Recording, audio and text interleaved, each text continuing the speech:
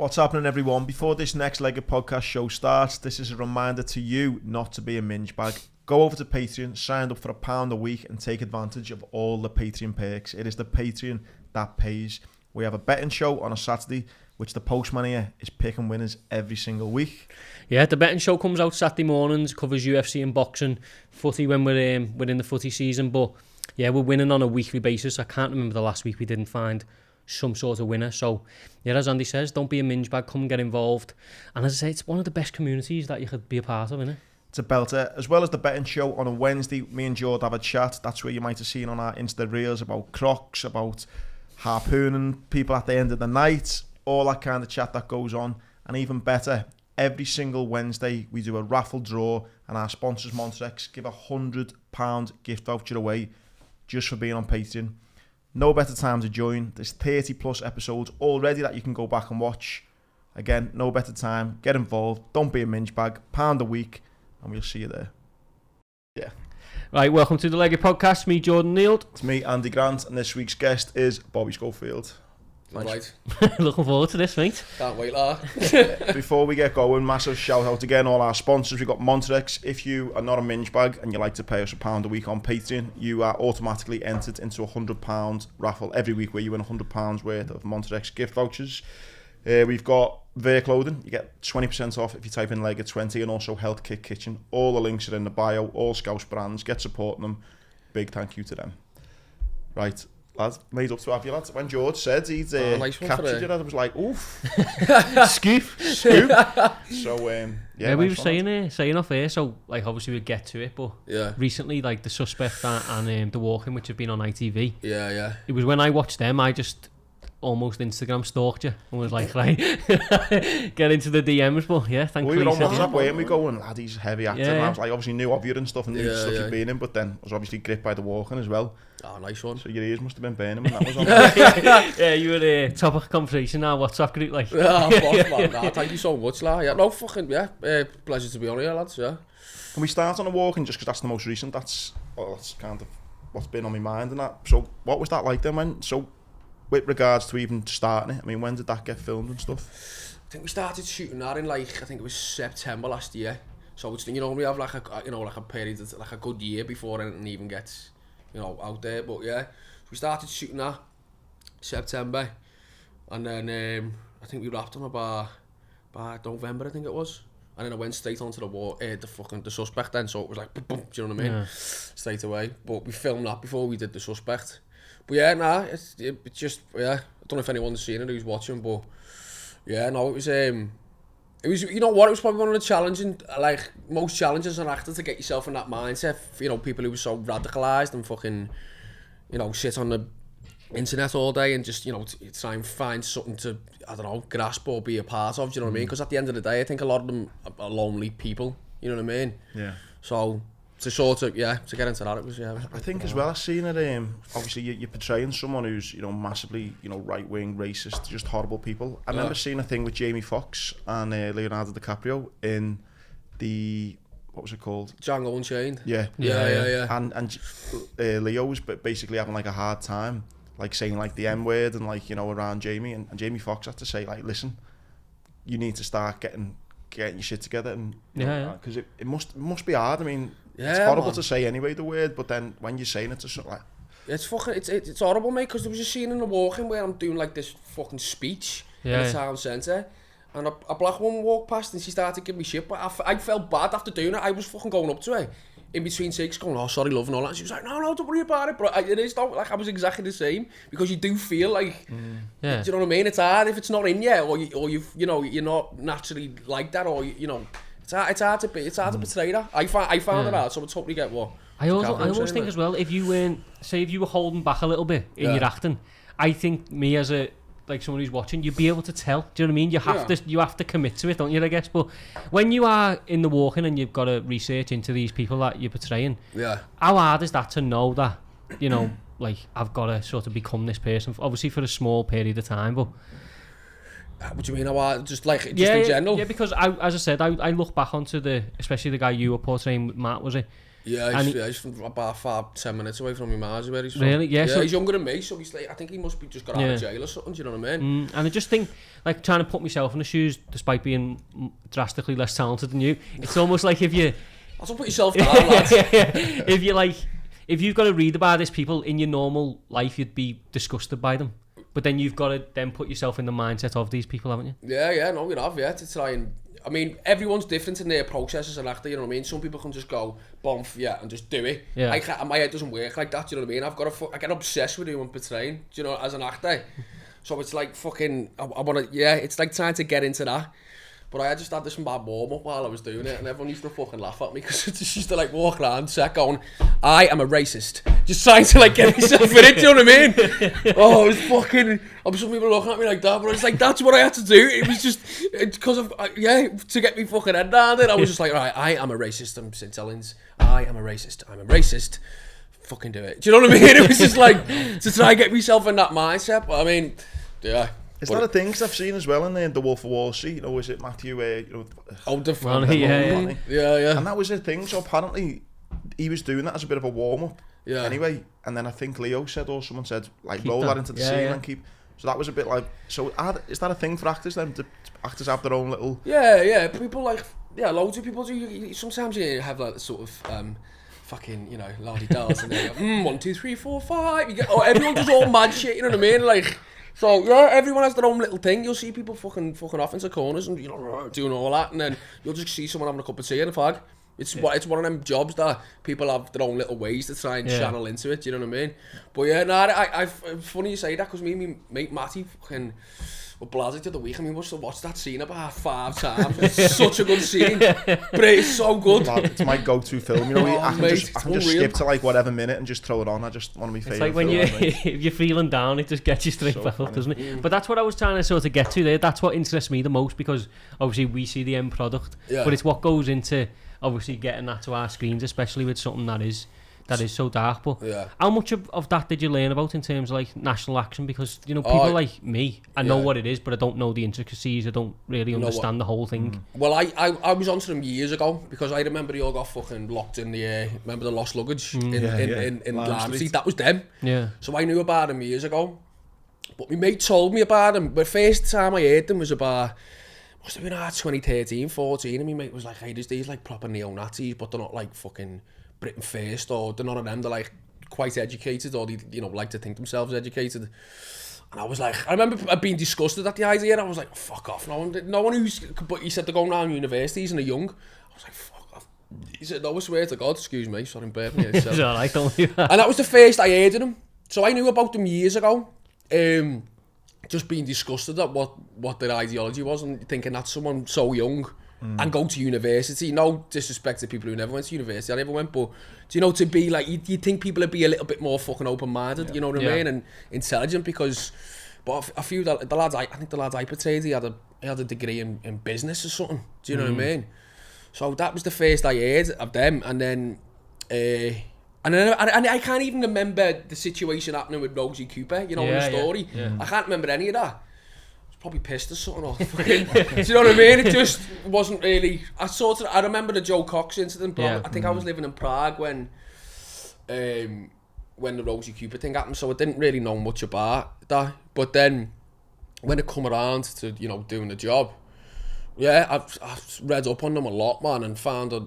Oh, sorry, no, I remember the leader of them, there was a guy called Ben Raymond, I think, who, Joseph, his name is portrayed. He's only in the walking small. Yeah. But I remember him being on the telly years ago, and I remember thinking, you fucking idiot, because he was talking to Stacey, what's her name? She's like she's Stacey, well-known journalist. Oh, I don't know. You can't remember her? Oh, you know it anyway, so he was talking to her, and he was just being openly racist, saying, you know, this is what I, you know, believe in, and this is, you know, national action. It's good to be racist. It's good to be white. And I was like, wow, you're fucked you. Do you know what I mean? But you could tell there was something not right with him. And I seen him on telly, and then a couple of years later, and then obviously the walking come about, and then I bought. There was a book, I think, by the fella who Dutchie plays, who Steve plays in it. Called Matthew Collins, and he'd done a book called Nazi Terrorist, which is more or less the story of national action and that whole, you know, what happened. So I bought that and I thought that was a great read. But some of the stuff that they were into, like, fucking, it's quite, like, sadistic and really dark to the point of, like, talking about kids and that, and, you know, really dark shit. And I'm like, fucking hell, I thought, you know, it was just, it was a bit hard to get my head around, you know what I mean? I was just sort of grateful in a way that the character I portrayed was not sort of involved in that. Yeah. But for the likes of little Dean Charles Chapman, he's playing a paedophile, do you know what I mean? So that's fucking... Because I remember him saying, fuck, I don't know, get me head down this, do you know what I mean? So, yeah. I think it's when you watch TV like that, I think it's always hard to watch, but it's important to watch, do you know what I mean? Oh, yeah, definitely. Because it shows you the dangers of, you know, sitting on your fucking laptop or your kid. Like the kids now with the iPads, they be on the iPads for hours, you know what I mean? Yeah.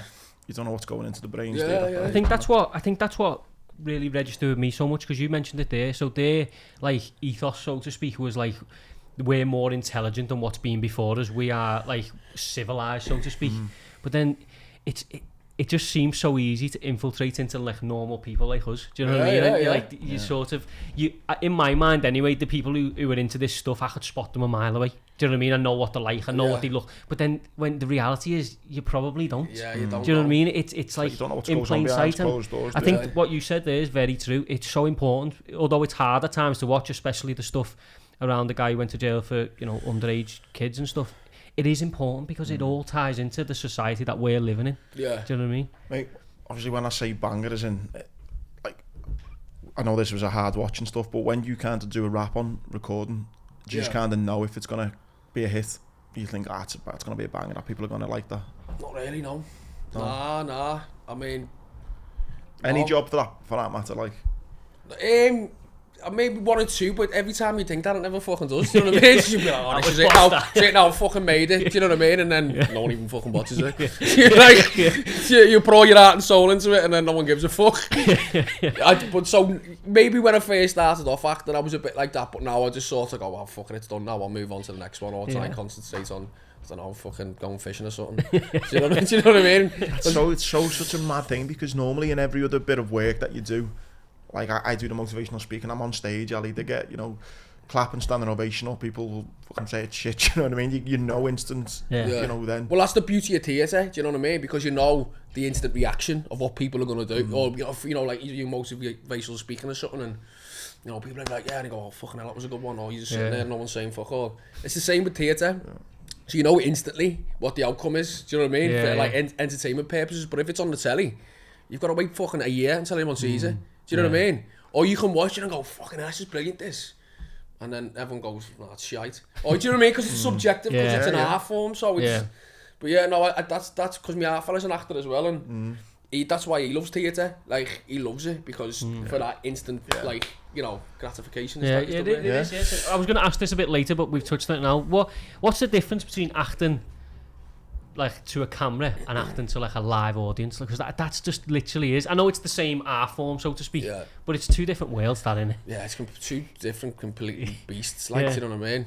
I prefer, me personally, I love it all, but me personally, I prefer doing telly. I prefer doing camera, just do, because I feel like it's a lot more conversational and you can do a lot more realistic. Do you know what I mean? Sometimes I find it hard to be big. You see, with theatre, it's a completely different thing. You're playing to a fucking audience, you know what I mean? You've got, like, you know, gods and all that. But if you start doing that while you're on camera, it'll just be like, whoa, and it'll pick up, you know what I mean? Because it's not real type of thing. Yeah. Not saying that, you know, plays are not real or not, but there's some amazing stage actors that do screen as well. Like, but yeah, it's like, it's just a lot, I find it a lot more bigger on stage than what I do camera. Like, See, because I enjoy watching both sides, but I always do find myself thinking, like, I think, you know, if you look at actors on camera and then you think, like, I don't know, you think they're like the big actors, so to speak. But then if you go to a live performance, you think, how fucking hard must that be? Do you know what I mean? Because I guess public speaking in general is quite a difficult task, isn't it? Like, obviously, you know, but I just think going out there and, like, portraying someone else must be so difficult. Like, what, just on stage? Yeah, you mean? Just when I've watched them in the past, like, I've been with missus or whatever, and I do find myself thinking, like, that's a hard job, that, like. Yeah, that's why you got to love it. You know what I mean? Like, it's got to be something that you're really passionate about to do. Like, I do love doing plays, but I don't know. I just prefer being on set. I've had more of a laugh on set than what I have, you know, doing plays and that. And it's all about, like, I don't know, forming bonds and stuff and the camaraderie of it. But yeah. don't know if you know Bobby, but I've been on set a few times myself. He was stranger number 5 in Peaky Blinders. Was he, yeah? No way. More of a Downton Abbey man myself, lads. No, I was on Downton Abbey. What I found mad about it was I done another film as well. I can't remember what that was. It's like you say that you do this work and then it's not out for like a year. Yeah. But what I found mad. Standing outside the fucking garage. Yeah. I'm always on. Look at me with me bin bag. I am always amputee soldier. That's like me role, lad. So obviously not many amputees. It's good to have a niche, mate. So I was in Downton Abbey, and you know what I thought was mad about it? How much like downtime there is on set. Oh yeah, this shit. How was yeah? Like, not saying you're all actors are lazy bastards, like, but like, you don't realise though the amount of running around that's going on set when the actors are just kind of getting ready or whatever and stuff, and you know what I'm trying to say is how much prep goes in for like a 30-second scene. Yeah, it was madness for me as just a normal like civilian outside of that world to see, and sometimes I was a bit like, fucking hell, all this just for like. I'm only in the scene for 10 seconds, and the work that went in just to make sure I was like... What was you doing in the scene? Wow. I was in about 4 or 5 different scenes, for any Downton Abbey fans out there. They were basically making a war memorial. Oh, yeah. And I was basically part of the committee that basically wants to get this war memorial put into the ground. So they had like one scene, I'm in a wheelchair getting pushed up. No, I was on crutches, sorry. Like walking to this castle. And because I can wear my leg every day, it was a bit of a old school crutches as well, like not the normal ones. And they had me doing that about like, not even joking, like 30 times. Just walked up and down, different camera angles, different that, and like so that was like 30 takes. It was mad. And then one way of like sitting inside Downton Abbey with like all the Hugh Bonneville, is it? I think. Oh yeah. He's it. And Jim, what's his name? I fucking work with him. The waiter, him. So like all the big hitters were in the scene. And it was just like the same thing. And I was just like, this is mad. Because and probably the whole thing, when I watched it back, I was in it for probably 30 seconds in total. It's mad, isn't it? Have all the family round and that. Like Gavin and Stacey. Yeah, we'll meet him. I'm coming. Do you have the crutches yet? I was like, yeah, we know. Do you know what was mad though, right? I was walking my dog the next day, right? And so our woman went, you're in Downton Abbey, mate. I went, speak to me agent, look. Imagine it when you've been on the telly, so many people come to you, it's fucking nuts. You have big roles. I was in this for 30 seconds and she fucking recognised me. It's fucking mad, lad. I was there, no, but only since, like, honestly, since doing that walking and The Suspect, fucking loads of people have come up to me. Like, and I get the odd patient when I've been on the telly, oh, you've been in that, I'll be like, oh yeah, nice one. But yeah, no, it was fucking mad the other day. I was, because my girlfriend was doing a crash course in Scotland. So I'm on this train and it gets like delayed in fucking Carlisle or something. So we had to change trains to go to Edinburgh. So we changed the train and then just like loads of people on the platform. Everyone's pissed off because we've been waiting for an hour. I'm thinking that we were going to go, but we had to change. Anyway, it's this fucking woman down like the side of the platform and she goes, Bobby! And I'm like, like that. And she goes, Bobby! And I went, what? And she was like, I was thinking, do we know her or something? So I walks up to her and she goes, oh, you're in The Suspect. I went, oh, fucking hell. I thought like she knew me and then it felt rude then because I was like, oh yeah, walked away. And then I seen her and I saying, oh, listen, love, you know what? I'm sorry about that because my name is Bobby and I just thought you were shouting my name. Do you know what I mean? On the platform. It was just a bit like, what do you want? Yeah. Circle me that, shouting back. Yeah, I went, what? She was like, you, Bobby! I went, yeah, what? Mate, just even when we've been chatting now, mate, your accents, mate.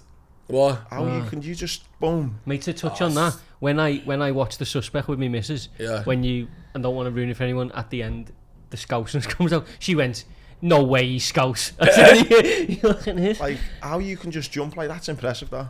So, you know what? It's just, I've always, like, done impressions and that since I was a kid. I don't know, I've just always done it, so... And I don't think I get much work if I just spoke like this all the time, do you know what I mean? It's just, you know, it's so, yeah, I think that's why I've just always like had a laugh, just like taking the piss out of it. What impressions have you got up your sleeve? Put you on the spot now.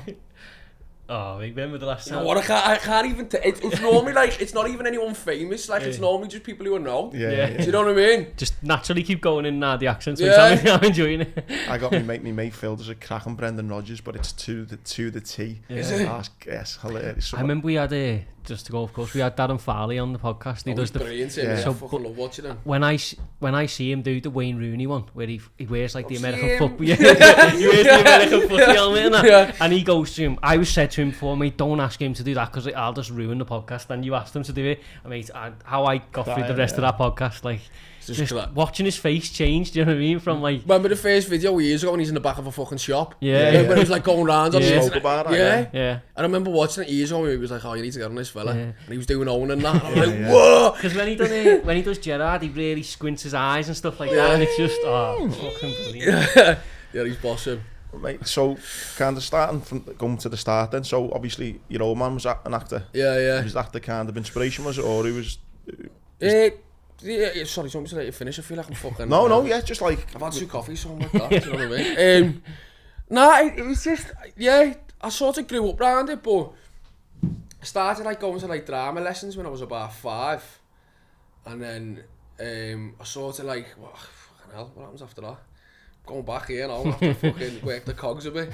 And then I sort of like weaved in and out of it, and you know, I always used to go to like watch my half fella and the Everyman and the Playhouse, and I think he's done an episode of Casualty in about 98, and then went to school the next day and everyone's going, "Oh, your dad was in Casualty!" Like, he fucking was, yeah. Yeah, it was fucking mad. Shades on. Oh, fucking hell, yeah. But, Casualty was bossing the day, by the way, lad. yeah, no, it was, mate, you know what I've been watching? Old episodes of The Bill. Oh, mate, I'm not even messing. I love it. Something's always going on in it. I was Bill's over the other day and I was like, oh fucking, I'll just bang The Bill on. And I was watching like the proper, like, remember, was it Smithy? Remember Smithy? Yeah. My uncle religiously does it. Does he, Just yeah? switches from The Bill to Only Fools and Horses all day. Yeah, I know. But yeah, so I've done that, and then when I was about, must have been about 12 or something, there was like a little drama group called Kirby All Stars, it was called, and then Sylvie, her name was Sylvie Gattel, God rest her soul, she passed away now, but they used to do it in Kirby, in St. Lawrence's Club, so I went there, and then I'd done like a little play by Arthur Ellison. He's like an old playwright. He passed away as well. Fucking hell, everyone's dead, isn't it? I'm saying. Yeah, he passed away as well a few years ago. And then I done. It was a play called What Was It Like in the War, Nan? I was only 12 when I done it, playing like this little evacuee. I was boss, man. It was just, you know. I don't know if my missus is going to watch this, but I had like my first sort of cast romance, you know what I mean? It was one of the dancers in it when I was a kid, but it was just like, I don't know, I just loved it. Loved sort of like, you know, portraying someone else, and I just got something from it. Like, it was just a weird, like, I don't know, just enjoy getting up and, you know, and performing and that. And then I fucked it off then. And oh yeah, I done a little tie, like about 3 lines in Grange Hill. Yeah, in a dinner queue. And then that was it. That was Big it. role, that was it. Yeah, oh yeah. About 3 lines, and then that was it. I went, nah, fucking packing it in now. And then I just packed it in then when I was about 12, and I just fucking started getting stones. And yeah, just like, yeah, I could growing up in Kirby, it's one of them places that's like, I don't know, it can be tough to fit in, you know what I mean? And I knew I was always like, no, I'm not saying I'm different, but I don't know, like, I sort of played up to like being a scallion, you know, hanging around with like, you know, fucking, yeah, the wrong people if you want to say. But, so yeah, and then I got expelled from school when I was about 13. And I went to like a naughty boys place for like a year and a half. And then from there, I went to like, and I went back to normal school then, All Saints for like a year. And then I left. And I was just like, I didn't know what I was going to do. Just smoking weed all the time. Just fishing. I was like, you're going to get a job? I was like, nah, I got from an angler. And then she was like, Sky Sports. yeah, I was like, fuck that, man. I'm going to be Matt Hayes in a year. Still can't catch a fucking common. It's £10 common in Sevy Park. I'm still struggling. Anyway, but my mum was like, oh, you know, you think of doing something, and just thought, oh, what's a fucking easy job? So I just decided to become a gardener because I thought I can just fucking push the lawnmower and no one will bother me. I read that, lad, yeah. You're doing landscape gardening, yeah? Yeah, I was doing that for about, and then I figured that was a load of shite because it was hard work. And I was like, I come to the conclusion that I was never going to be a footy player. And then I don't know what it was. And then I remember getting up one morning, and my girlfriend at the time, she was like, oh, why don't you do drama, you know, I think you'd be good at that, because I was just always doing impressions of like teachers and shit in school, do you know what I mean, I just take the piss. And I was like, yeah, I don't know, I might do. And then I was like knocking pins in one day. Honestly, I got up in the morning and it was like, my sister had been, she was a bit fucking, she's a bit out there, Jess, you know what I mean? She's a bit bowler hats and all that with feathers in and fucking, you just look like Quella de Vil and smoke a ciggy and a fucking big thing, do you know what I mean? Still dresses like that. But it was like a little bowler hat and I was watching, do you remember Boardwalk Empire? Yeah. I was watching that. And I know Steve, I've known him for years because he like sort of grew up in the same area. And it was my half fella who sort of got him into acting when he was a kid, Steve Graham. So it was like, I was watching that and he was in it and I was like, oh. And then there was a scene with Vincent Piazza, I think his name is. And he played Luke Luciano. Yeah. And I was just sitting on the couch like, and I was going, I was thinking to myself, I can fucking do that. Do you know what I mean? He was like, you know, sort of trying to, what the fuck are you do with a chick? Or trying to do like, you know, it's that sort of like fucking gangster talk. Or whatever, it probably sounds shite. Wow, I watch it back. I watch it back. It was shite. Anyway, so I was watching it and I was just like, yes, I'd like a bowler hat. One of the actors had a bowler hat on, so I goes over to the couch, puts the bowler hat on in the mirror, and just starts. I just start like pretending like I'm fucking, yeah, what the fuck? You get out of here, you motherfucker. You know, just talking to myself or trying to do like, put like a little lisp, and I was like, oh. I fucking put my Ivers on, finish my coffee, and then fucking go and get the train to go to work. And then just couldn't get out of my head then all day. I was like, oh, fucking hell. Oh, you know what, I might try and get back into acting. And I was 17. And then I just like, yeah, asked me out, texted me out, and I was like, oh, listen. He was like, oh, you know, you might have to join like a little theatre group or something or do extra work. I'm like, fuck that, I'm not doing extra work. No offence. No, I was like, no, I want to be a proper actor. And then that was it. Like, and then I joined like a little amateur dramatics group called Network Theatre Company. I don't know if they're still going. And I joined the Everyman Youth Theatre, and I was doing that for about a year. And then the company that I worked for went under.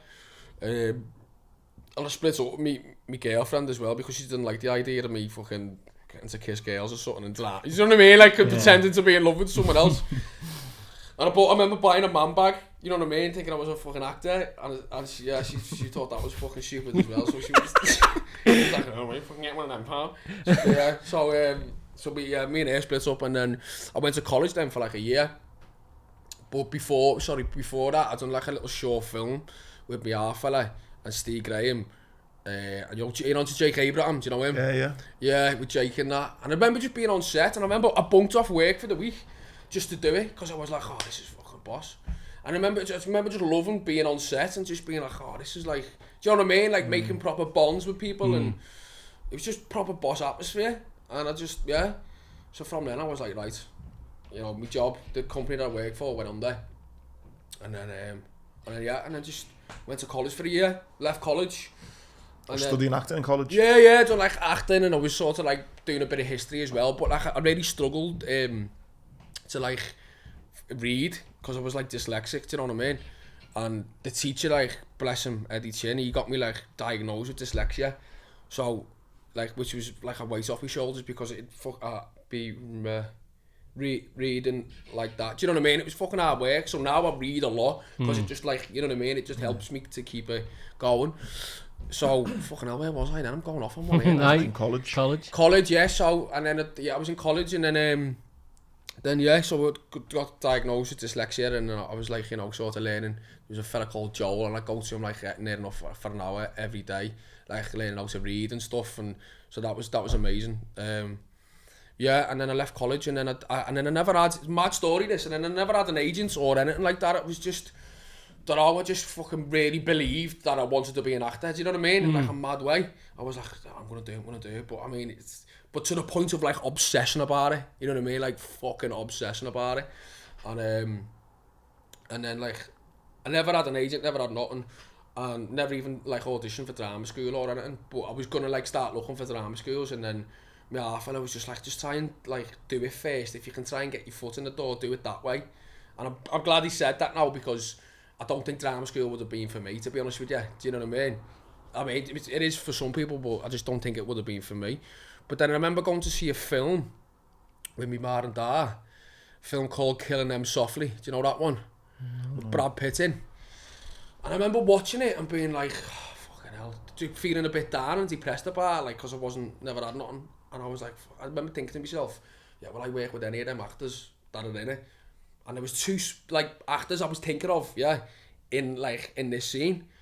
And I was like, oh, I remember going home, going, oh, for fuck's sake, like, you know, and getting a bit upset about it. And my mum and dad being like, oh, you'll be all right. And I was like, nah. I was like, you know, will I ever work with any of them? Do you know what I mean? Is this ever going to happen for me? And my mum was like, oh, you never know and all that. And anyway, so, like, and then I ended up doing like a little TIE play. Do you know what that is? TIE, like theatre and education. When you go around with the set and I put it up and be like, oh really? Kids don't take drugs, guns are bad and all that shit. You know what I mean? But it was about like a gang. So I've done that called Terriers. I don't know if anyone who's watching this who's like an actor in Liverpool, like it's been one of them plays that's been running for years. But yeah, it was great, man. I was just like getting paid fucking to do what I love doing. I was like, fucking hell, I'm happy, yeah, because I'm getting paid to be an actor. So I've done that. And then the director of that, Mim, bless her, she referred me to like this an agency called Banana Fish Management. Don't think they're going anymore. Joe, who was the agent, and then she sort of like, I went to go and audition for this film, and she was like, have you got any representation? And I was like, nah, I haven't, you know. And she was like, oh, I'd love to represent you then. So I was like, alright, yeah, sounds. So I've got an agent then. And then I was with her for about 6 months, done a little play called Tony Teardrop, which was brilliant, written by Esther Wilson in the bombed out church about the homeless. And this guy who had schizophrenia, who was like, lost his kids and everything, and he was, you know, bad on the sauce, and he was like, you know, methadone and all that. And then from there, I got an audition for my fucking hell, yeah, my first audition in London. 2012 it was. I was like, fucking hell, 2013. I've smashed it again, mate. That excited, yeah. Didn't even learn me lines. I was just like, oh, fucking got an audition in London, yeah. Film gets them mega coaches, mega, they're called, yeah. Quid.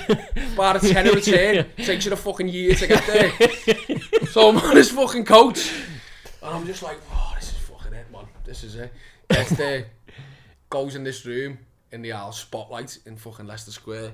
A room full of fucking Johnny Depp lookalikes and fucking Ryan Gosling's, all these good looking young men. And I'm just like, oh, fucking hell. goes in there, shitting myself.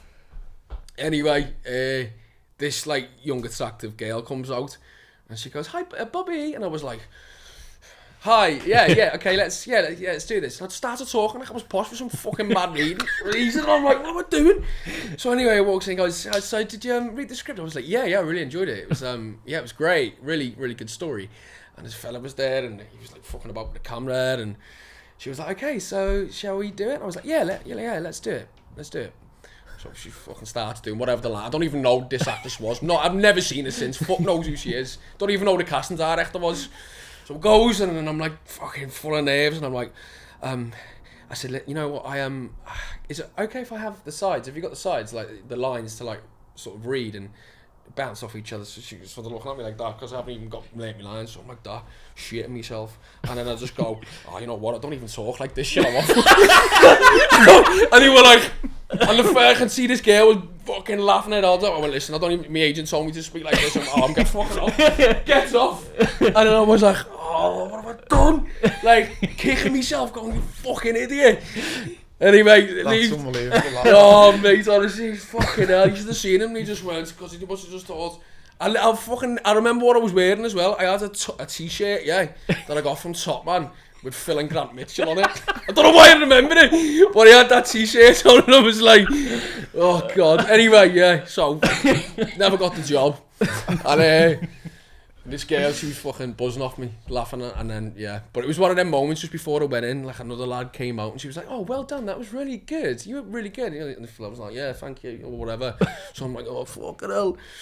But I try and avoid them like the plague, no auditions, mate. Like, I just try and do tapes as much as possible now. I was going to say, how does that, like, because I think people think when they think of acting, it's like a lot of the time you are out of work, you're waiting for the next kind of gig. I mean, is it a case for you as just auditioning, or now is that you've kind of got the respect in the game that you just get automatically put forward? I mean, how does it work? Yeah, it's not like, I'm not to the point where you just get offers. Like, I've got to do tapes, but I suffer bad with like OCD, so it's like it really plays with my head. Do you know what I mean? Like, say if I'm portraying someone, I'll repeat constantly, like my lines, and it's like I'm on medication for it now because it was that. I was going to ask you about that, yeah. It was that fucking bad. Like it was really, really tough, and I feel like some people don't understand.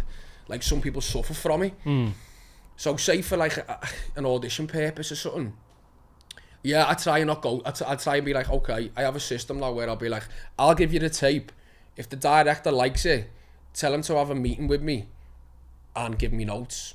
Because that's, I mean, if that's, you know, what you want, if you like the tape enough, then you obviously like me enough. If you don't like the tape, sound, move on to whoever. But I feel like some people don't like working like that. Do you know what I mean? But I feel like people need to understand that that's my process. And if you see what I do on screen, or I can fucking do it. So working on the way my head works, and we can come to some sort of arrangement. But yeah, no one's employing me. I think that's doing that. But I think it's a very important point. That I feel like people need to like, because it's just, I think the old way, you know, learn your lines, go in. You know, next, someone's coming in and, you know, doing all this and, you know, with the camera. And don't get me wrong, I've done plenty of them. But not everyone's comfortable in that environment, you know what I mean? I feel like you need to cater to someone whose head works in different ways. It's not just about being in like a room and going, okay, impress me. Do you know what I mean? You need to give someone like a little bit of leeway. But I feel like, because I've like got experience now, I can sort of maybe say that, or like to be like, this is the way I work. I'm not a pain in the ass to work with, but this is what I like doing. I will give you a performance, I will give you what you want, but you've got to really sort of understand the way my head works. Do you know what I mean? But people so like automatically think that, oh, well, you just be hard work to work. But it's not like, it's just literally just the way my head works, because I like, my lines were getting like... I think that's because the OCD. Yeah, that's what it is, because I remember going to the doctors and he was like, I just can't, I'm just constantly repeating my lines, or, you know, and I still do it to this day, but it's just, I can control it. I think you explained it really well on your Instagram, and you said, you know, you never thought you had OCD because you're like, I don't fucking wash my hands 10 times a day, or, you know, that kind of thing, because I think people think it's about OCD is something different than probably what it is. No, what it is, it's like intrusive thoughts, and I get thoughts where it'd be like, okay, say your lines again. Because if you don't say your lines again, you're gonna fuck up in the audition room. Do you know, shit like that? Or you're gonna. So it was like, and that was a constant battle in my head.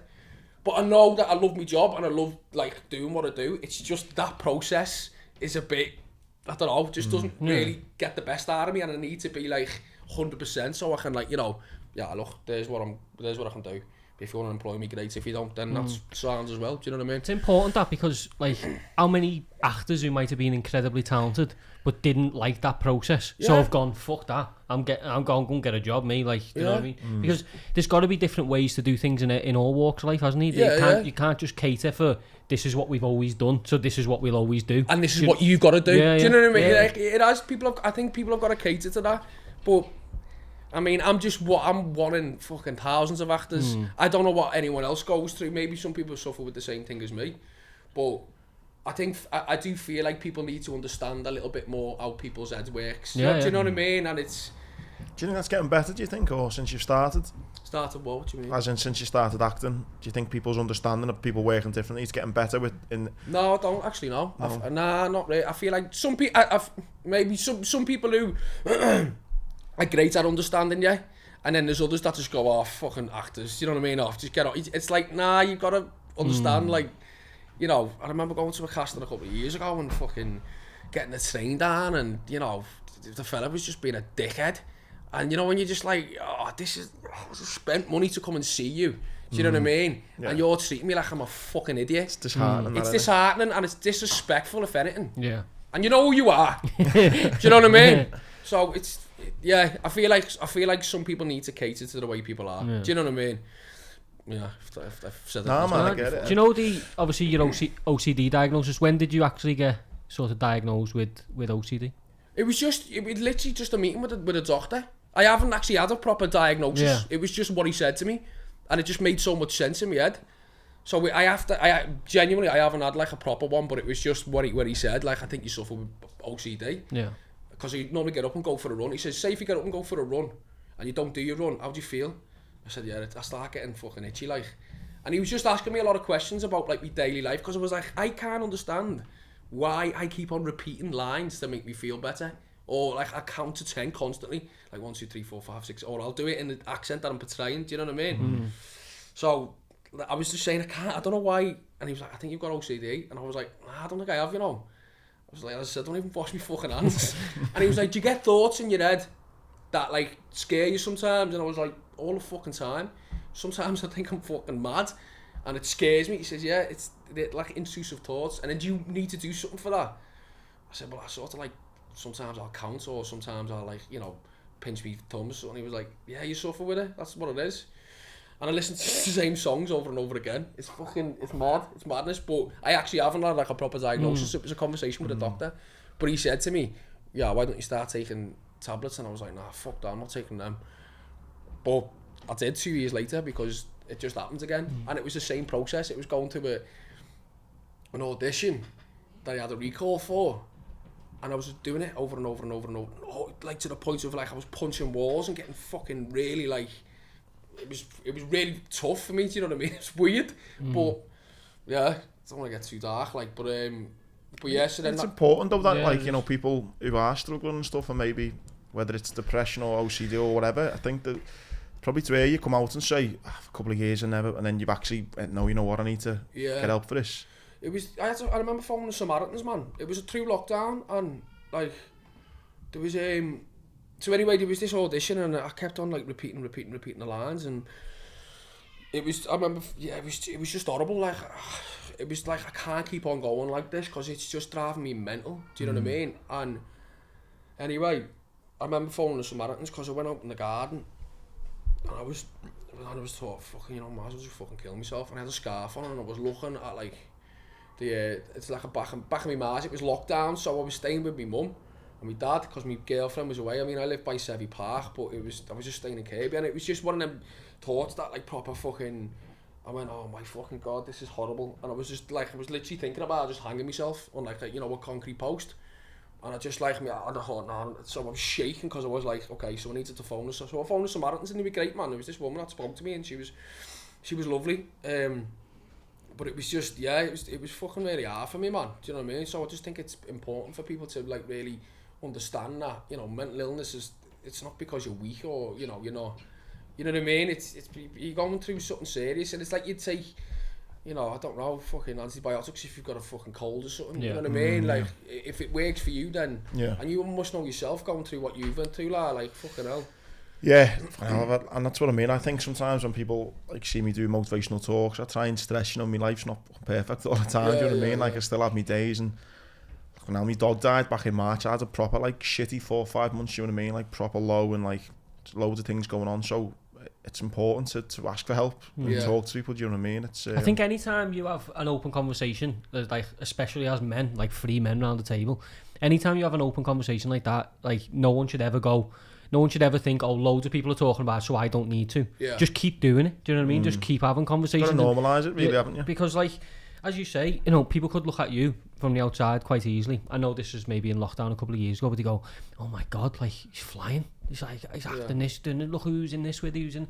But the reality of things are always a little bit different, aren't they? And, like, I just think so many people, no matter all we keep saying, like, normalise it, I still don't think people really understand it, do they? They still don't think it can happen to them, but they don't think it happens to people that they see on the TV. But it's not the truth. It's not the case. Like footballers, and so many people have went through mental health struggles, do you know what I mean? And it's, yeah, as you say, it might look from the outside that fucking hell, you're smashing it, or your life's going great. I mean, at the moment, yeah, touch wood, I'm doing alright, but, you know, as you, like yourself, I have my days, like, fucking horrendous sometimes, and it's good that I've got my girlfriend that, you know, really supports me, and she's great. Better than my last one. She's a fucking doctor as well. She should have understood. No, she's alright. Don't worry, if you're watching. She's like the dislike button right now. No, she's sound. Yeah. Anyway, yeah. So it's great that I've, like, you know, got my girlfriend. That's amazing with me. But I was scared to tell my girlfriend that I was having all these thoughts, because I thought that she'd leave me. Do you know, in a weird way, because you think. Yeah, that's, I think the big thing is, when I was going through I went to see like a counsellor and stuff, and one of the things for me, I was thinking, I can't tell people about this, because one hand I'm trying to be a motivational speaker who's going in to motivate and inspire people, but on the other hand I'm like going to see a counsellor because I'm fucking depressed as fuck, and I'm like you feel like a phony, don't you? Yeah, I was like, I can't put this out to the public because someone's gonna I'm not gonna get any work. Yeah. So it was like, what do we do here? So kind of, you know, told, you know, like close people and that, but like suffered in silence for a long time just because of that same thing. You were scared to tell people. Yeah. Outside noise is so it's such a difficult concept, isn't it? Because like although I sit here and say I don't care what anyone thinks about me. Do you know what I mean? I don't care. But then you find yourself in them moments thinking, well, I can't portray myself in that way. Yeah. Do you know what I mean? So as much as we all maybe say we don't care about the people on we kind of do. Do you know what I mean? And it's like, it's so hard to cancel that outside noise and just focus on yourself and do what you know is right for you. Yeah. Because you think of what are the consequences of others. Yeah. Do you know what I mean? And that's such... I think anyway, I think I struggled with that from like when I was in my early 20s because I was so wrapped up with what other people would think about me and this identity that I built for myself. Yeah. Whereas, like, I think as you do get a little bit older, I think you do start to understand that. Like, that doesn't really matter. Like, I can be myself, do you know what I mean? And I can look at my problems and deal with them head on. Yeah. No, it is. It's important, like, defo. But, yeah, it's a mad one, isn't it, when you think about it? Like, trying to fucking... It's like a defense mechanism, do you know what I mean? You put it up as if to be like... I've got to be like, I don't give a shit what people think about me for you to sort of get over, yeah, you do give a shit. Yeah. Do you know what I mean? Yeah, like, it's like a fucking, like a tennis match, innit? Like, I'm not arsed, but I'm just saying I'm not arsed. So, it looks like... It's like badge of honour, isn't it? Like, I don't care what anyone thinks. Do you know, like, I know all the different types of acting. Do you find you're an actor where you use your own personal experiences from, like, do you draw upon things that you've been through, or is it something that you've not gone to wing, like, but you've learned along the way how to, or... Yeah. I mean, I do, yeah. I always think about certain people that I know that I can sort of think of that relates to the person I'm portraying. Do you know what I mean? Unless it's a real person, then I'll try and find out as much as possible as I can about that person. Do you know what I mean? But if it's someone that's fictional, is that the right word? Yeah. Fucking hell, I'm supposed to be an actor, I don't even know if we say non-fiction fiction. Don't worry about that. So yeah, so if it's fictional, then I'm like, alright, well I can, I'd be thinking about, I don't know, someone who, say for instance the suspect, I'll think about someone I don't know, or bless me nan and me Uncle Peter, because they suffered with bad schizophrenia, do you know what I mean, like really bad, so mental health runs in my family anyway, and I just sort of, he used to sit there, because he had 2 false legs, my Uncle Peter, he lost it to frostbite, so I was told, fuck knows, do you know what I mean, but it's like, but he used to sit like that with like 2 of his false legs, so I just sort of took that as like, I'll use that in the suspect just as like a little fucking wing to me Uncle Peter, do you know what I mean? So I just like, that's cool, sort of like people's like mannerisms, or you sort of think the way people are, and you sort of, but without, whatever the question was, but I sort of like use different like, people, unless I'm portraying a real person, but what is fucking weird is when you portray a real person and you turn up on set. I've only had that once. That'd be mad, fucking weird, lad. Like, you try to avoid them, do you know what I mean? It was weird because I was like, I'm portraying you. Do you know what I mean? There's I don't know if you've seen it, but Hillsborough. So with the real guy, Michael, he was a lovely fella. He turned up on set. I was thinking, fucking hell, you lucky bastard getting me to play you. I wasn't, it was the opposite. I was like, you alright mate, nice to meet you. And he was like, yeah. And he started talking about me dad, and I was like, yeah. And then I said, when you're just like, I feel fucking weird talking to you, Do you know what I mean? So I just had to like sort of avoid him. Like, I was avoiding him as much as possible, but I'm sorry if you're watching this. It was just nothing to do with you, lad. It was my own head, because you were there. And is he watching you then as well? Like... Yeah, he was watching the monitor, So it's like, that's mad. Yeah, it was a bit mad, like. But to be honest with you, it was an I think we were filming on the Cop, so I don't think it was. Did he come? No, I think he come more than once. Yeah, but he was watching the monitor, and it's just like, oh yeah. Do you know what I mean? I mean, it's but the director wanted to change my accent because he spoke a bit like, where was he from? Formby. So there's sort of like a bit of a Woolish thing on the go, isn't it? Really? But I thought, I'm doing a drama about Hillsborough. Sorry, I'm not changing my accent. Like, I'm just gonna keep it mine. Like, do you know what I mean? So I'm sorry if I never changed my accent. Like. How was that as being obviously someone from Kirby and being in something so Anne was quite hard hitting, wasn't it? Like in terms of it got a bit of notice as well. Like, how was that like being? Because I guess when you do, for example, if you were to do a story that was a real story but it's from London, I guess you've got to learn about things and you got to like you're an outsider going in. How is it like acting something that's so close to home? Do you know what I mean? I know you're around similar age to me, so you have only learnt about it as you've grown up. But it is still, we all know about it, don't we? It's in all of our lives. Yeah, I mean, I need to get 97, but I've got 96 tattooed on me. I got that done years ago. Do you know what I mean? But yeah, like You feel like as an actor, to portray real stories that you know are gonna make an impact. I think that's like a fucking that's you're winning. Do you know what I mean? For me as an actor, I'm fucking so. I always wanted to do something about Hillsborough, just to like get it out there.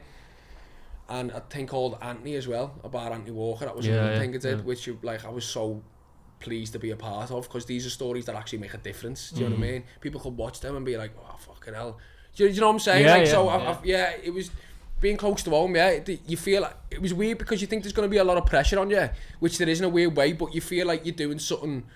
I don't know. Positive towards it. Positive towards it. You feel like I'm telling this story. Yeah, I'm telling a fucking story that's going to make an impact. So as an actor, it's like the dream. Do you know what I mean? Like you want to tell stories that are from your hometown and that are big topics. So it was amazing. Like Anthony was one that was like, because I grew up in Eighton where like this stuff, and I remember like watching that because I was a kid, and where I lived at the time, like we rented houses, so where I lived at the time, Anthony Walker's mum lived across the road, so it was like a massive thing, and that was such a crazy story. And I remember watching, obviously, it's just like, how can it feels like something, doesn't it, that you would like hear about where you don't live? Do you know what I mean? And then you're walking down the roads where it happened and stuff like that, and I think, you know, Liverpool's got so many of them stories, hasn't it? From from little Rhys Jones and everything, you know what I mean? It's when I was looking through like certain things you've been in, and there's a lot of things that have been not dramatised but made into dramas that happened on our streets. It's mad, isn't it?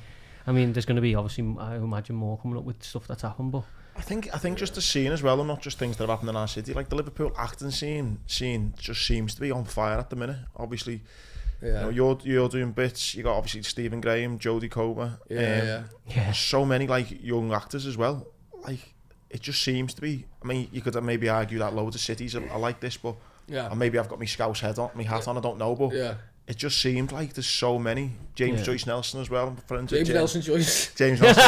He's his mate. He's my mate, Joycey. Is he? Yeah. Yeah, love him, man. Love him. Yeah, he's a good lad, isn't he? Yeah, boss Joyce. Have you had him on? No. I was speaking. So he's I don't know if it's still going, but he was going to do something. You know, playing Bez out of because my mate was playing Sean Ryder, my mate Jack. He showed me like his video reel. Yeah. And he had to he's just dancing like in his little with a fucking mad shirt on. Yeah. So like, but I just like, there just seems to be loads of belter actors. Yeah, no, it's mad, isn't it? Like, unless like, I don't know, like, because I'm sort of, I don't know, because I'm sort of a part of it.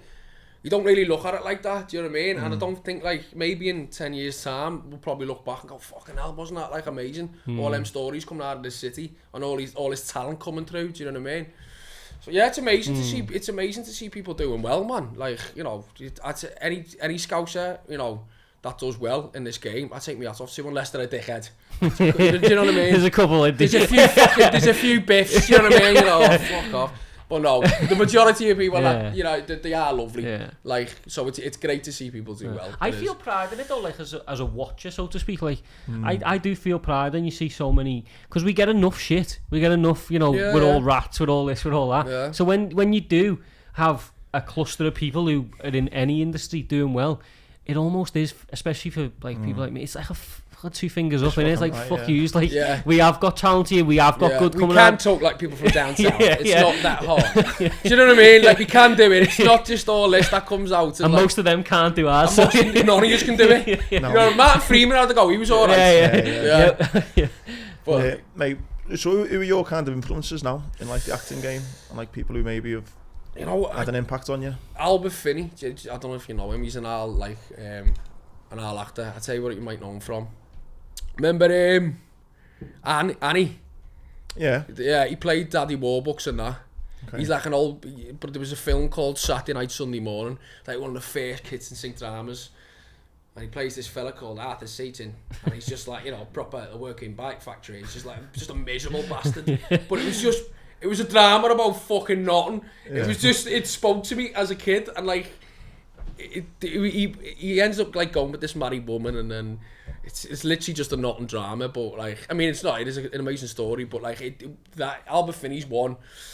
I love Ralph Fiennes or Ralph. I don't know how to pronounce his name. Ralph. Oh, yeah. Ralph Fiennes. Yeah, I like it. I really like him, and I love Stephen Graham as well. I love Dutchie because he's like from the same area as me, and you know it's weird because it's sort of like a knock-on effect because he used to look at me half fella and think it was like obtainable to be an actor. Do you know what I mean? Yeah. And then I looked at him and like, oh, I can be an actor, do you know what I mean? Like, coming from the same area. I'm so glad you said that, 'cause I texted Stephen yesterday. Oh, is it? Yeah. Yeah, like mate with Stephen, and I said, I've got you on. And he was like, oh, great lad and all that. Tell him asking about him and stuff. And, and I thought, like, you've obviously looked up to him. And he said he looked up to your half fella. Yeah, it's mad. Kind of nice how it's kind of, That's you know. cool, that's a proper cool link. I know, it's mad, isn't it, when you think about it? Because I'm like... remember like reenacting scenes I had a fucking snatch in me mouth on my own, do you know what I mean? And like watching that and being like, oh, and then like watching, like I was mad on Band of Brothers if you've ever seen that. Yeah. Like, what Phil was in it? Phil Yeah. So I know that inside and out. I watched it so many times when I was a kid, like so many. And he was in it as well, Dutchie was in it, so I was like, fucking hell. Do you know what I mean? Like watching someone from the same neighbourhood like being on it. So yeah, it was like it's like a mad how it's worked out. Like he was like, oh, and I'm like, whoa. Like, mate, I think in general, Scousers vicariously live through Stephen Graham. I think because of like the heights he's reached. In terms of it, everyone in Liverpool sort of feels like, we fucking got there. Do you know what I mean? Like with that, we're up with like the big boys. But he deserves it though. Oh, he's like, he's got a massive heart state, and he'll do it. You know what I mean? He's got like he's a good soul. Yeah. Like if he, you know what I mean, he'll go out of his way to do something good for you. Do you know what I mean? And that's rare, I think, in a person. Especially in this industry, because people can be very, you know. Do you know what I mean? Yeah. But if people like get to the such a nice fella, like him. No, he's amazing, man. I love him. He was doing he's done a voiceover for me in a documentary. I was in, and he done like a little spiel for me, and he was having to do a voice. What's it called when you go back and do it like after it? ADR. Yeah, he was doing something for Tom Hardy's Taboo. Don't know if you've seen that. He had to go do another bit. So he was like, just rang me and was like, all right, Andy, mate. Yeah, we've been put in touch. Love to help you if I can. Can you get to Manchester, mate? So I got to Manchester, met him there, and he's like doing the Tom Hardy thing. Yeah. Like I'm watching him, he's watching it back, and then he's saying it, and he's like he's in the mood, and I'm like, fucking hell, I'm watching him at work here. Yeah. He done that.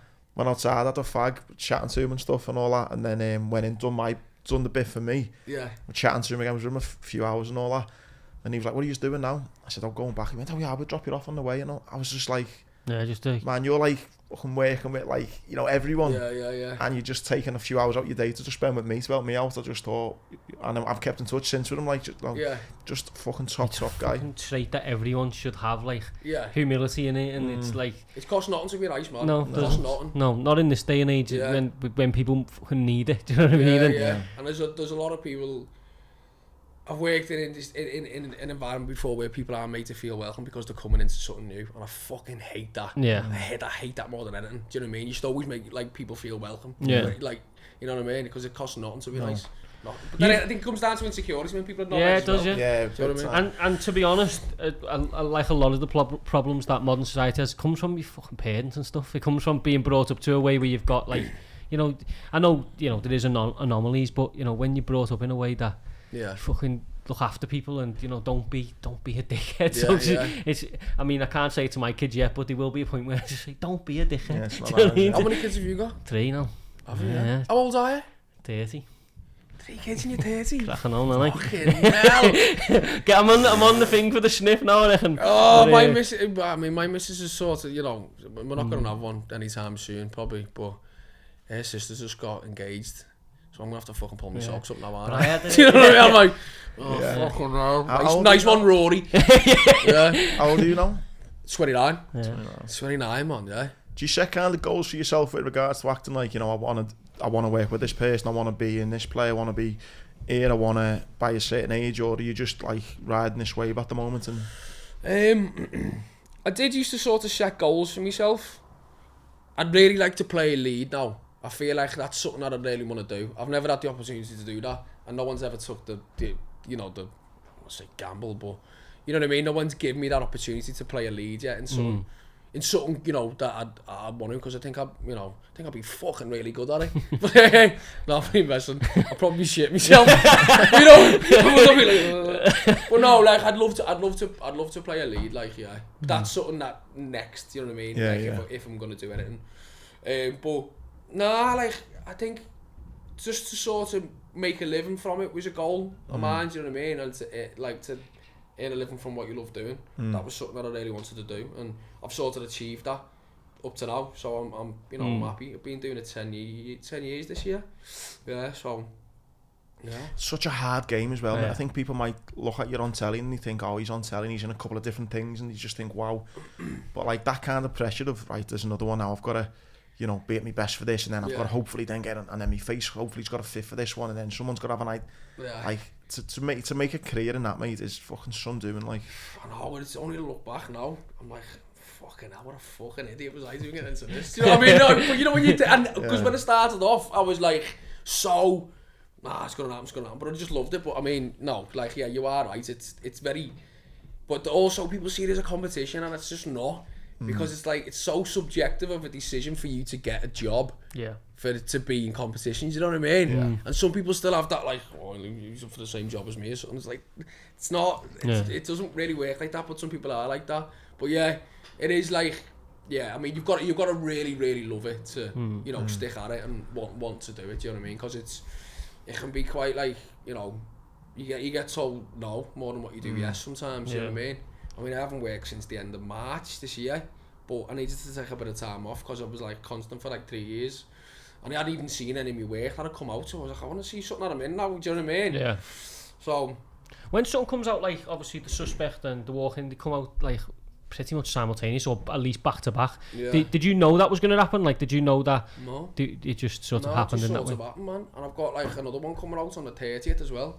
So it was like bum, like 3 jobs. Yeah. Like, which is, I mean, the last one I'm in, Rogue Heroes, SAS Rogue Heroes, brilliant, you love it. Yeah. Yeah, it's fucking boss, man. When's that come out? I found out today, 30th of October it is. Brilliant, man. Like, I've seen the episodes of it, it's like, I mean, I just sort of play this fella called Dave Kershaw. I was just sort of doing like an impression of my granddad, like, you know that old school type of scouser.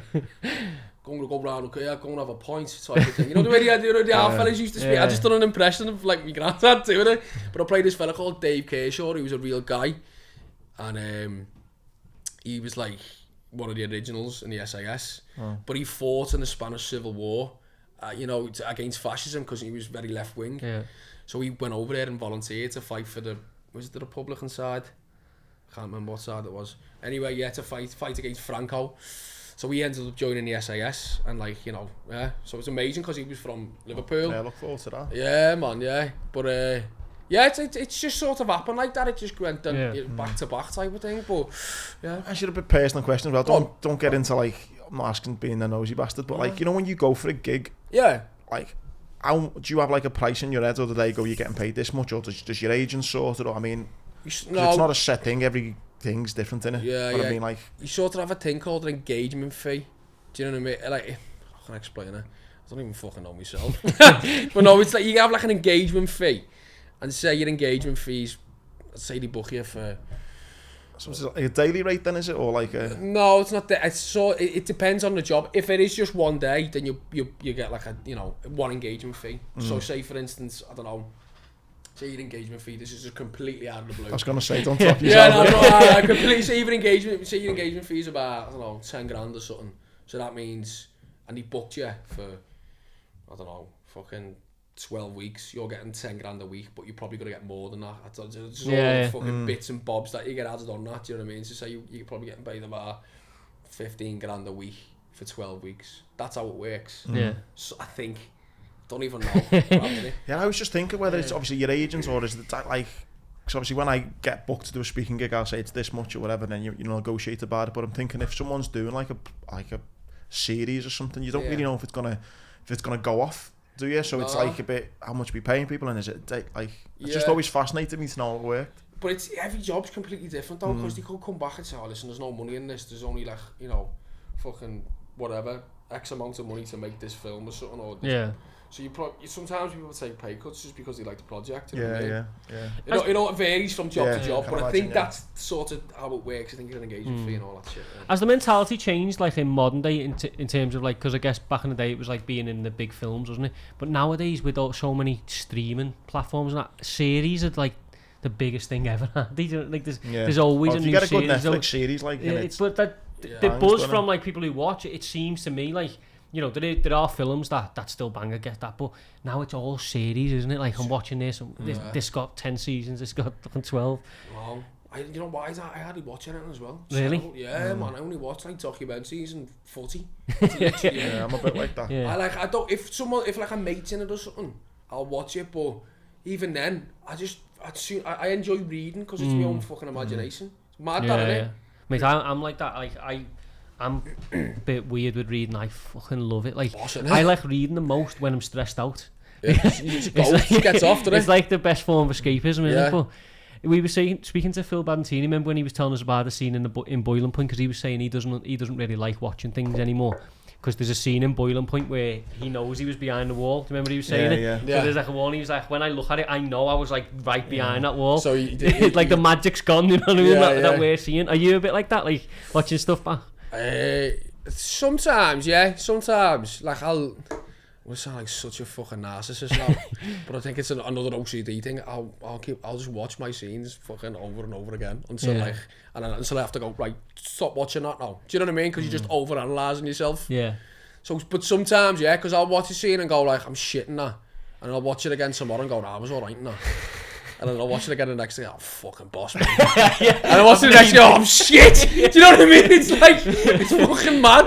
But yeah, no, like, I do, but I don't know, maybe like, I don't really watch that much drama anymore, unless it's, What are the... Unless I'm in it, no, that's such a knobhead, don't like. I bet you're busy at the minute, aren't you? Just got to York and shit back to back. What are you... Bobby coming for a pint, hang on lad, I'm just on the third episode. What are you watching? Yourself? Yeah. You haven't seen The Suspect, have you? It's fucking boss. What are your passions outside the work?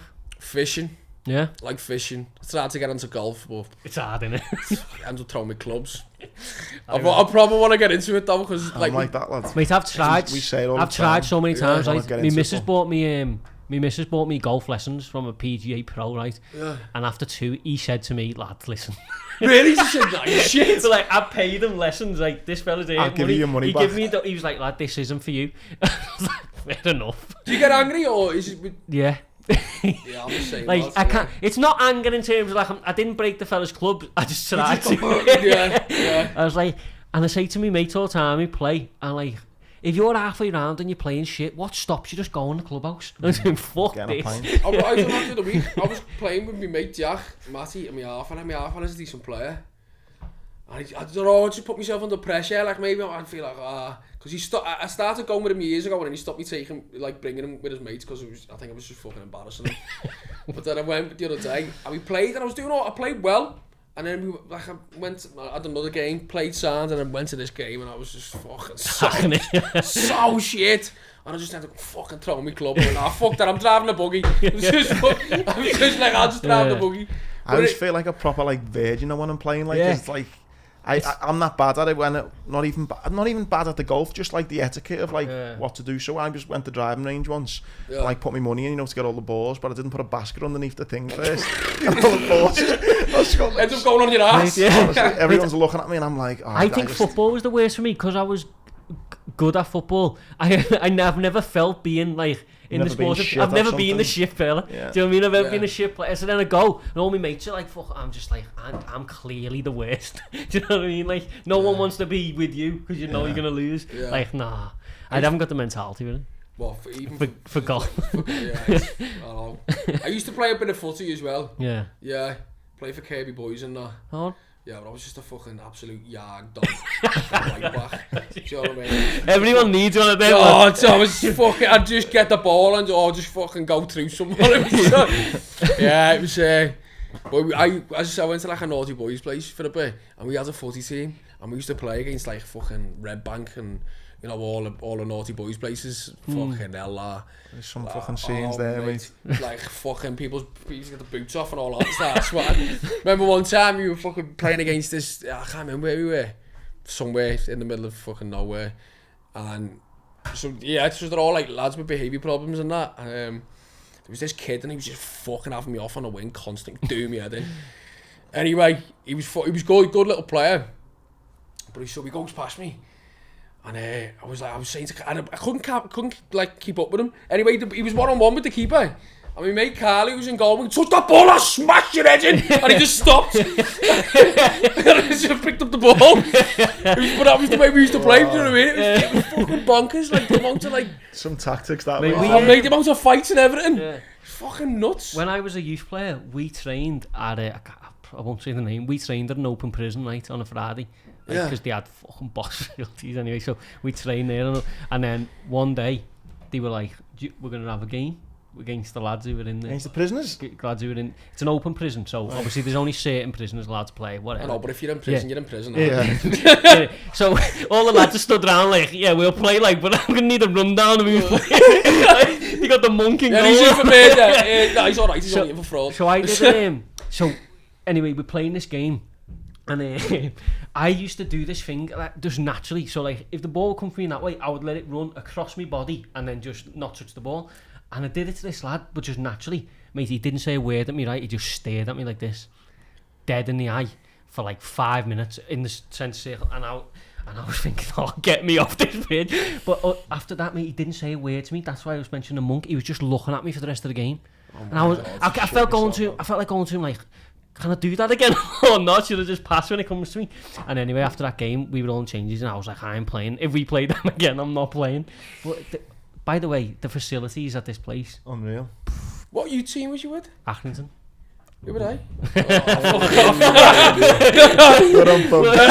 But yeah, it was open prison. Was it I called Franny Smith there when you were there? No, he's a bit younger than me. Do you remember him now? Yeah. Well, there's a couple of Franny Smiths who are really good at football in Liverpool, but yeah, if it's the left back. Yeah, he's from Kirby. Yeah, I think so, yeah. But he was a couple of years below me. But we were... it was good times, but not when you fucking fell asleep. But honestly, he was a scary dude. He was another lad as well. He was a bit older than me though.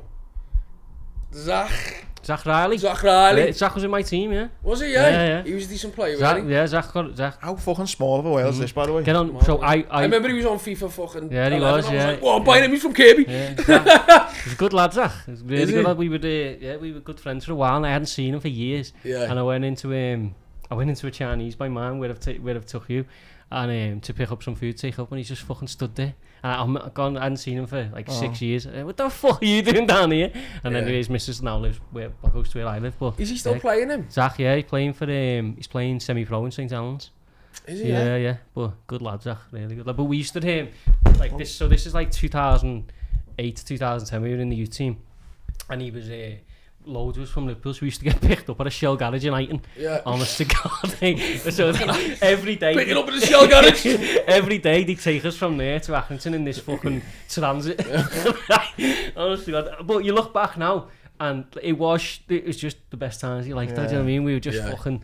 We all just happened to be decent at footy, but we just got fucking flung together and just sent up to the fucking Lancashire. Did you ever get like a pro contract? No, I wasn't. Well, never made it to where I should have made it really, but really, yeah, just being a tip. But yeah, it was fucking still great times. Like, boss man. You know, on that, don't mate, somebody like spoke about kind of like your half fella and like the, you know, oh come on, have a go with this now. But your half fella now, what's that like? Because obviously you've went in like the same career as him and stuff. Like, what's he like now with you? Sam, yeah, like I think he's proud. I mean, he doesn't really show it that much, but now he's. That's a typical Scouse. You know what I mean? Yeah, he goes, oh, well done, lads. You know what I mean? Nah, he you know, he gives you a bit of a pat on the back, but it's not like. Yeah, he's proud, like yeah. It's but I think he's like he was more of a music. He loves his music, my dad. So I think the whole acting game just didn't really. I don't think he was asked. Do you know what I mean? Like a lot of people say to me, like, well, you know, oh, your half fella could have done something else. It was like, well, he could have, but he's happy what he's doing. Exactly, do you know what I mean? Like, and he's I look up to my half fella as well. Sorry, I forgot to say my dad's name when we were talking about it. He's great, like, he's done some boss stuff, your half fella. Oh, mate, my half fella's a fucking boss actor. Like, and it took me years to realise it until I'd done a stage play with him and Les Dennis. Legend. We asked 100 people, will Les Dennis know his lines after 2 weeks? He said, yes, our survey said. He was banging him. Fucking, Who Les Dennis? Jerry, not fucking... Jerry Halliwell. Nah, he was fucking, it was Holden. Somewhat... Amanda Holden. Yeah, he was married to her. Yeah. Yeah. Fair fucks, mate. And then Done well. she fucking got off with him. Oh, what's his name? That's called punching above your weight, that, mate. What's that fella's name? He was in that 90s fucking... Doc Martin was in it. You know what I mean? Remember Even Bradley? Yeah. Really, yeah? We're not off for one of them, yeah. Hey, Les Dennis, I fucking... can't remember his name. No, I know what you mean, though, yeah. Did you ever watch that thing? That Neil was like... Morrissey? Yeah, There you go. Sorry. Yeah. The thing, was it Extras? It was like the spin-off to the... Yeah. Yeah, mate, the Les Dennis episode now. He's ringing the funny papers on lad, himself. Les Dennis on the high street with loads of money. I used to have 2 dressing rooms in the 90s. One for me and one for all the cards and gifts. I didn't really know. Oh, mate, I love extras, mate. You've got it off to a T as well. You know the way some extras are? You fucking know, wouldn't it? That's him every week. Yeah, mate, some people are like, in the, you know, when you're working and that's... It's when they sit him down and they go, listen, we've had a couple of phone calls. He's like, oh, fucking right. He's like, one's the Sky build. He said it's overdue. But it's fucking just such an easy watch. But I think the story in that with Les Dennis was more or less what happened to him. Have you seen the episode in Extras? Have you seen it? Yeah. I think that was literally What just... is it, like, real life for him type thing? Well, I think it's just, you know, the sort of young, good-looking girl he was with runs off with someone else. And that's sort of what happened to him, do you know what I mean? And I think in a way, but he's a nice fella, Les. I haven't seen him for years, like, but yeah, no, sorry, back to me half fella, yeah, he's... It was not until I'd done then, and I remember he had to do like a scene at the end of the show every night. And he'd fucking just burst into tears. He was talking about his son getting run over in the scene, and it was just amazing to watch. I just used to watch it all the time from the wings, like. But it took me like years to sort of, you know, I don't know, because it's your half fella and it's different, isn't it? It's a different relationship to be like proud of someone. Yeah. Well, no, I am, man. Like, yeah, and he definitely inspired me, like 100%. Yeah. Is he all good now as well? Yeah. Yeah, my half fella's sound, man, yeah, he's all good. He's doing a play in the Royal Court. He just does fucking a mad pantos, they do. Fucking Scouse Jack and the Beanstalk, or what was it? Fucking Old Swan Lake and all that. A bag of chips now instead of Apocalypse Now. I was like, oh, you know what you should have done, yeah? You should have done fucking... for He's a Jolly Good Fellow. You know, like, when all the fucking... When it was off. I said, that's a perfect thing.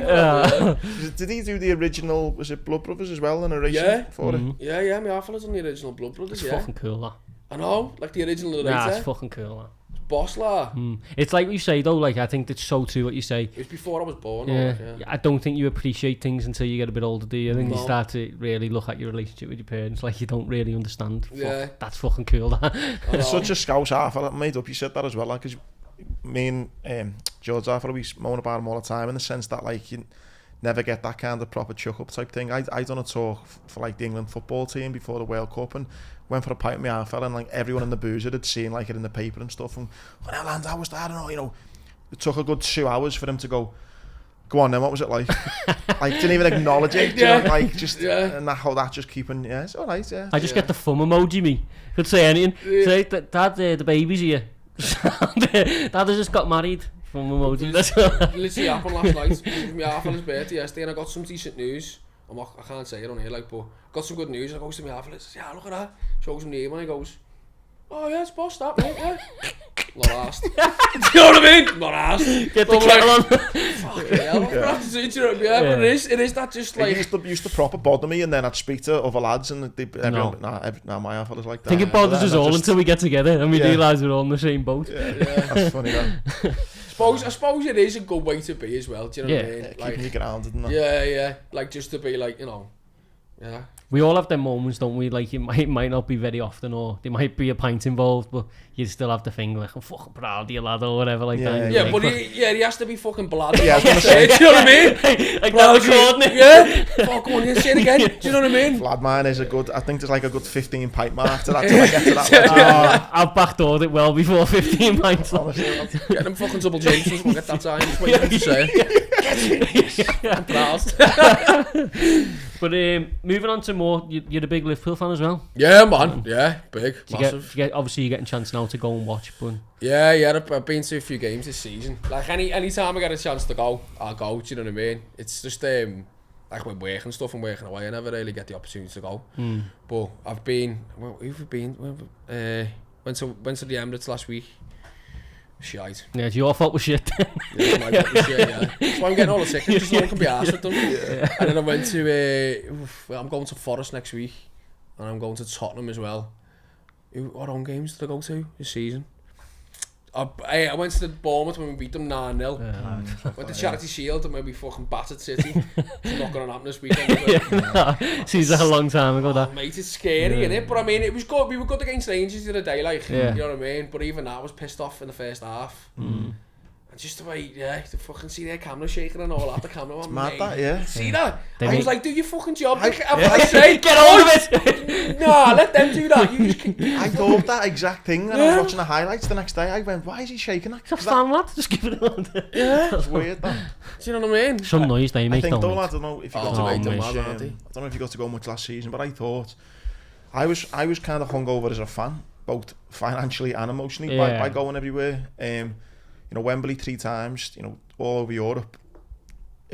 I think this was inevitable. It was going to happen. I didn't think it'd be this much of a drop off, but Mate, I don't think I weren't expecting nothing this season. I think it looks like we're not going to get anything. Yeah, I think in the last couple of games, I'm not as emotive as I used to be towards footy, but I think if you watch Arsenal game, Liverpool they were unlucky to come out as the losing team. Do you know what I mean? Things go against them. I don't think the problem with footy is that was a fucking handball, wasn't it? Do you know what I mean? The problem with footy is, and footy fans especially, it's like one end of the spectrum or the other. There's no like middle ground of going like, do you know what I mean? You can't say you're not arsed, you fucking really are. You know what I mean? It's either like we're the worst team ever, sack the manager, everything's shit, get a new ground, or it's like we're the best thing that's ever lived. Yeah. So you do like. I had that feeling the other day because after the Arsenal game, I was like, I wasn't like proper pissed off, but I was just pissed off. Do you know what I mean? I wasn't like, I can get over this. This is fuck all this. Do you know what I mean? It's not the end of the world. It's only footy and all that palaver. Yeah. And I'm watching Rangers and they scored. I was like, fuck off!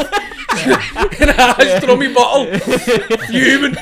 It is though, we tired, and then you just go, and then But I mean, it was just good. Fucking Mo Salah.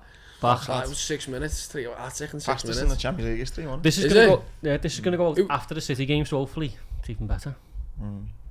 I could talk to you all day, lad. No, me too. Who do you support? Liverpool. But I'm not as like. Just say you sound like a bit of a blue when you were saying that then. Yeah, I'm not as like. He's moaning bastard when it comes to it. Obviously the kale top, I used to be a diehard, but I'm not. I'm not as like. I don't know. I'm not as invested as I used to be. Put it this way, lad. General. This will sum up what he's like, lad. So I've got a season ticket in the Kop, and paint the proper picture though. He will like. So the story was we ends up getting tickets to go into a box. Yeah. Through a good friend of ours, Mark. And he's like weighing up. Fucking too cold for you, was it? Yeah. Essentially, Shut up. Essentially, lad. Yeah. It's basically what Cop's cold. Getting to, lad. He'd rather not.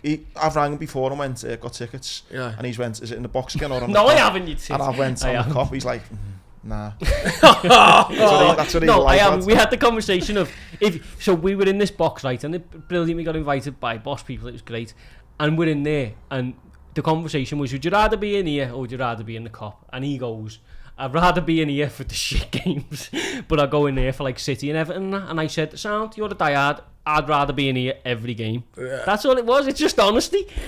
He's not that asked about it, lad. No, I'm like, I don't feel the emotion I used to, just the footy in general. Do you think that's because that you were like a youth player? Do you think I had a tough time after falling out of footy, like in terms of like, I didn't really know who I was, what I wanted to do, and I've thankfully made a decent career for myself now. But I think I still hold a grudge to footy a lot. Do you think like the system in the States, the way they have the kids going to like college before they like, you know, sign for the team, do you reckon that should be in place? 100%, because it just seems like a lot of these lads are just fucking dropping out of the face of the edge, you know what I mean? Mate, it's the biggest, like when we talk about mental health, talk about alcohol abuse, drug abuse, whatever you want, when you get that conversation of you're no longer going to play for us, you still don't even get a phone call after.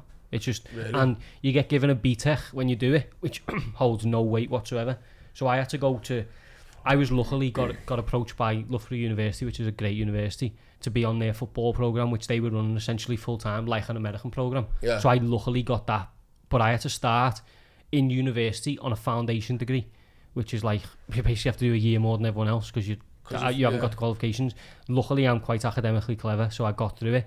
But if it weren't for them, I don't know what I would have done, because I didn't have any other. I know people go like, it's naive, you shouldn't think you're going to be a footballer, but tell that to a 16-year-old. Yeah. They're doing loads of work at the minute. So I do work with Man City every year. I go and speak to their 15s and 16s, and one thing they're trying to do now, it's funny when you said about fishing, to try and get lads to realise that their identity is not football. So you got these like 14, 15, 16-year-olds who, you know, aren't getting paid by Man City, but they've got on like their Instagrams and their Twitters like Man City baller, and it's like, and the whole thing is to get them to have other passions outside of football, because it might not work out. So they used an example of Phil Foden. He's big into his fishing, and they're like, yeah, that's Phil Foden, the footballer, but actually he's got other things going on, and it's trying to say to these young lads, like, for example, so it doesn't happen to you, in a sense that if this falls away one day, like, who is Jordan Neal? Yeah. Do you know what I mean? Because all you know at that point is football. So for a lot of these lads, when it stops, it's like falling off the edge of a cliff, you know. Wasn't the one that, bless him, committed suicide? Yeah, was it last year or was it? Been loads of them, mate. Because I remember being in a, there was like a lad, I don't know if he played for City or someone. Yeah. I forget his name, but which is it was in the paper. It was Man City. It was, man, yeah. I Mate, remember reading about it. So fucking sad, like. Yeah. A good friend of mine had really serious mental health issues on the back of football. And I was so lucky. I mean, I ended up in a conversation with a psychologist at Loughborough University, just like a sports psychologist. Yeah. And she told me to like write my thoughts down, and I'd never written before then. And now eventually I've made a career out of writing. But it's like I by chance met these people who, like, you know, give me coping mechanisms. Anyway, but all that was a 5-minute conversation, because I said to her, I'm confused, I don't know what I want to do. So I don't care about my degree, I can't play footy. You know, I'm lucky I've got my missus, who I've been with since I was dead young, because without her I'd have been screwed. And she was like, well, why don't you just try and write down what you're feeling? And I was like, all right. So then I wrote like 3 pages. I'd never edited, but once I started writing, just mad shit was just coming out. Do you know what I mean? And my pen was just going, and then that sparked a passion then for that. But as everyone should have access to that, not just in football, by the way, in all different things. In different things, because like you say to a footballer, at one hand you've got to be so determined, so dedicated, put in 100% effort, but then on the other hand go, but by the way though, it might not work out. So but like you can't be kind of both. People have said to me, I shouldn't be so naive thinking you're going to be in the Prem. I was like, when I was 16, I didn't sit there going, I'm going to be in the Prem, but I also didn't sit there going, well, I maybe should plan for another career.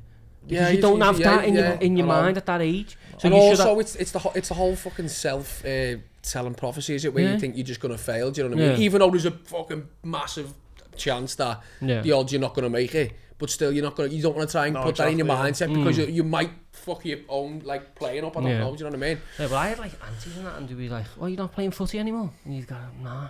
And they're like, no. And you're like, oh. You know what I mean? It's just like a little bit inside, he's like, fuck. I know, because it's that pride thing, isn't it? But I mean, I'm lucky, like, to be where I am now, but it's a whole nother podcast on itself, really, that, like, looking after young people, like. Yeah, it is. Anything else you want to finish on that?